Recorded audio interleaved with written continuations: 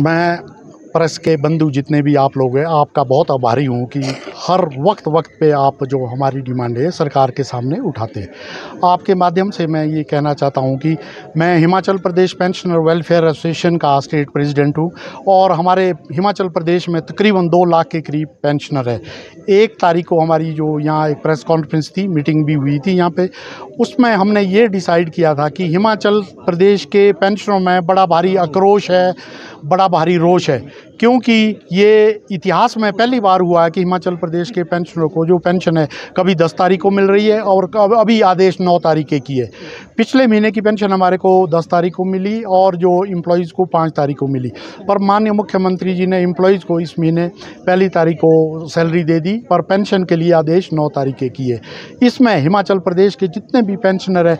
उन्होंने डिसाइड किया है कि हम जितने भी कांग्रेस के एमएलए हैं और जितने भी मंत्री हैं इन सबको ज्ञापन देंगे और उनसे आग्रह करें कि जो भी हमारी पेंशनर की जो मेन डिमांड है, सबसे बड़ी डिमांड हमारी ये है कि पेंशनर के लिए जेसीसी का गठन किया जाए। और उसके बाद दूसरी बड़ी डिमांड है कि 2016 के बाद के जितने भी पेंशनर रिटायर हुए हैं उनका बहुत बड़ा अमाउंट जो है ये गवर्नमेंट के पास पेंडिंग पड़ा है। पे कमीशन जो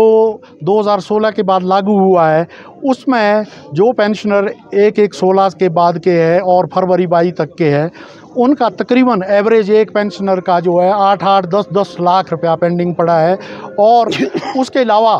पेंशनर का जो ग्रेजुटी का एरियर है, उसके बाद लीव एनकैशमेंट का एरियर है और जो दूसरा ड्यूज़ है वो पेंडिंग है।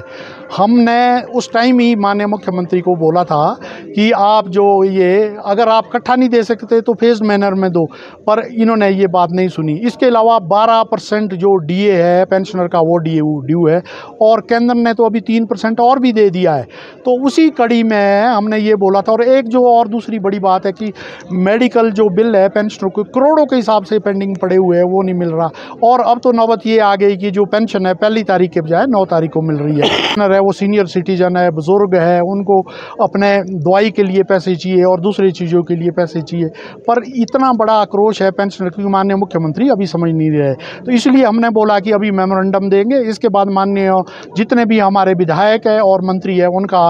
घेराव किया जाएगा अगर फिर भी हमारी बात जो नहीं मानी। तो उसी उपलक्ष्य में आज हमने माननीय मंत्री जो थे अनिरुद्ध सिंह जी थे वो आज इनको यहाँ पे ज्ञापन सौंपा है। क्या आश्वासन मिला इनसे, क्या सकारात्मक तरीके से बात सुनी गई? इन्होंने माननीय मंत्री जी के हम आभारी है, इन्होंने हमारी बात सुनी और इन्होंने ये बोला है कि ये बड़ा सेंसिटिव इशू है, बड़े दिनों से जो है आपकी जो डिमांड्स है ये डिमांड्स नहीं करूँगा, जो हमारे राइट है जो इसको हम जैसे ही माननीय मुख्यमंत्री शिमला में आते हैं मैं उनसे बात करूँगा। और तब इन्होंने हमें ये आश्वासन दिया कि हम आपकी जो ये डिमांड है माननीय मुख्यमंत्री के सामने रखेंगे और उसके निवारण के लिए पूरी कोशिश करेंगे। आपने ये भी कहा था कि पार्टी अध्यक्ष थे, उन्होंने पैरवी की थी तब पेंशनरों की, अब क्या स्थिति? सबसे बड़ा मुद्दा तो यही है, माननीय मुख्यमंत्री जो आज 2015 में ये कांग्रेस पार्टी के ये प्रेसिडेंट बने थे और उस टाइम यहाँ जो चीफ मिनिस्टर थे राजा वीरभद्र सिंह जी थे, उस टाइम भी ये बात हो रही थी कि पेंशनर के लिए जो जेसीसी का गठन वो जल्दी नहीं हो रहा था।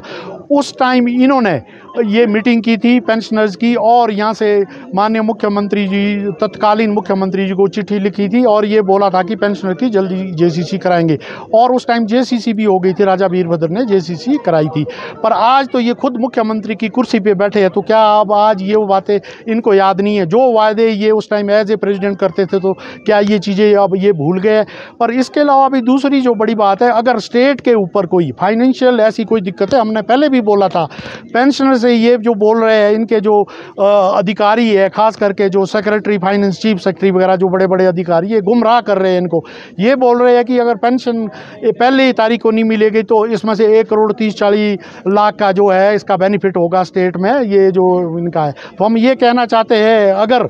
आपको यही लगता है कि जो प्रदेश की जो स्थिति है आर्थिक स्थिति, वैसे तो आप हर जगह जहाँ भी जाते हैं बोलते हैं, और उनके जो अभी 2-3 दिन पहले जो इनके मीडिया एडवाइज़र फिर इन्होंने भी बोला कि स्टेट में कोई ऐसी दिक्कत नहीं है कि कोई फाइनेंस की कमी है या कोई स्टेट के ऊपर आर्थिक संकट है, तो फिर हमारे को पेंशन क्यों नहीं मिल रही? पहली तारीख को 9 तारीख को पेंशन क्यों मिल रही है? अगर फिर भी ये समझते हैं कि हम ये भी देने को तैयार है कि 1,30,00,000 हम दे, पर पहले 2 चीज़ें ये बोले कि एक स्टेट में कोई दिक्कत है पैसे की, और दूसरी बात ये बोले कि आप हमारे को सहयोग कीजिए। तो हमारे तो जो 2 लाख के करीब पेंशन है, हर महीने 60 रुपये है, हम पहली तारीख को उनको 60 रुपया दे देंगे, पर पेंशन हमारे को पहली तारीख को ही चाहिए।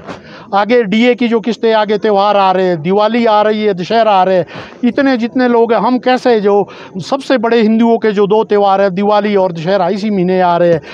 हम तो जो पेंशनर है और जो उनके बच्चे हैं वो भूखे हैं। आज तक भी हमारे को जो पेंशन नहीं मिली, हम दवाई के लिए जो है अपना जो है पैसा नहीं जुटा पा रहे, और आगे उन बच्चों को, और जो हमारे बच्चे हैं यार, हमारे जो अब तो बोलेंगे पोते हैं, जो बच्चे हैं, उनको किस तरह हम पैसे देंगे और किस तरह वो हमारे जो ये त्यौहार है इनको मना पाएंगे।